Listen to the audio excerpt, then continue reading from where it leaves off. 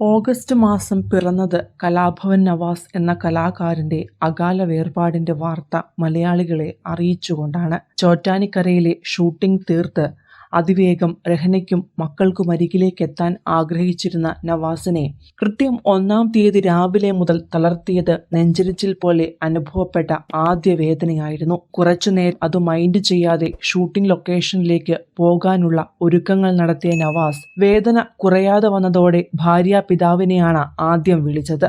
ഉപ്പ മരിച്ചുപോയ നവാസിന് രഹനയുടെ ഉപ്പയായ കൊച്ചിൻ ഹസനർ സ്വന്തം ഉപ്പയുടെ സ്ഥാനത്ത് തന്നെയായിരുന്നു. അദ്ദേഹത്തിനും നവാസ് മകന്റെ സ്ഥാനത്ത് തന്നെ.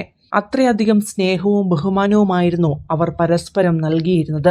ആലുവ 4-ാം മൈലിലെ നെസ്റ്റ് എന്ന നവാസിന്റെ വീടിനടുത്ത് തന്നെയാണ് രഹനയുടെ പിതാവും കുടുംബവും താമസിച്ചിരുന്നത്. എല്ലാ കുടുംബക്കാരും ബന്ധുക്കളും ഏതാനും കിലോമീറ്ററുകൾക്കുള്ളിൽ തന്നെയായിരുന്നു. ഇവർ തൊട്ടരികെ തന്നെ ആയതിനാൽ അവർ തമ്മിലുള്ള സ്നേഹവും ഇഴയെടുപ്പവും കൂടുതലായിരുന്നു എന്ന് തന്നെ പറയാം. മാത്രമല്ല, കലാകാരനായ മരുമകനോട് കൊച്ചിൻ ഹസനാർക്ക് സ്നേഹ കൂടുതലും ഉണ്ടായിരുന്നു.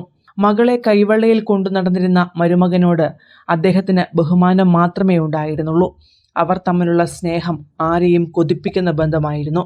അതുകൊണ്ട് തന്നെയാണ് നെഞ്ചുവേദന വന്നപ്പോൾ തന്നെ നവാസ് ഭാര്യാപിതാവിനെ ആദ്യം ഫോൺ ചെയ്തു പറഞ്ഞത്.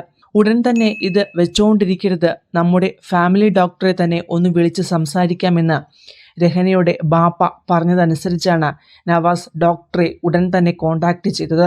നവാസിന്റെ സംസാരവും പറഞ്ഞ ലക്ഷണങ്ങളും ബുദ്ധിമുട്ടുകളുമെല്ലാം കേട്ട ഉടനെ തന്നെ ഇത് നെഞ്ചിരിച്ചിലല്ലെന്നും എത്രയും വേഗം ECG റിപ്പോർട്ട് എടുത്ത് അയക്കാനുമായിരുന്നു ഡോക്ടർ നിർദ്ദേശിച്ചത്. എന്നാൽ ഇപ്പോൾ അതിനു പറ്റിയ സാഹചര്യമല്ല എന്നും വീട്ടിലെത്തി നാളെ അയക്കാമെന്നും പറഞ്ഞ് ഷൂട്ടിംഗ് തിരക്കിലേക്ക് പോയ നവാസിനെ തേടി പിന്നീട് തുടർച്ചയായ ഫോൺ കോളുകളാണ് എത്തിയത്. വീട്ടുകാരും രഹനയുടെ ഉപ്പയുമെല്ലാം തുടരെ വിളിച്ചപ്പോഴും കുഴപ്പമില്ല എന്ന മറുപടിയാണ് നൽകിയത്.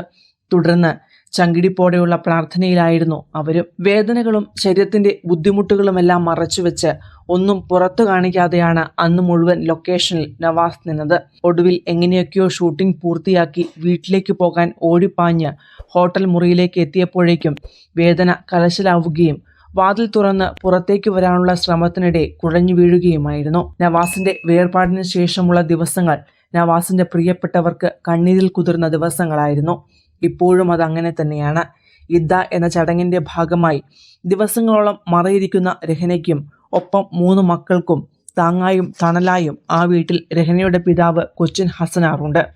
അദ്ദേഹത്തിനൊപ്പം നവാസിന്റെ ചേട്ടൻ നിയാസും അനുജൻ നസീമും കുടുംബക്കാരുമെല്ലാം ഉള്ളതാണ് നവാസിന്റെ ഭാര്യയുടെയും മക്കളുടെയും ഏറ്റവും വലിയ ആശ്വാസം.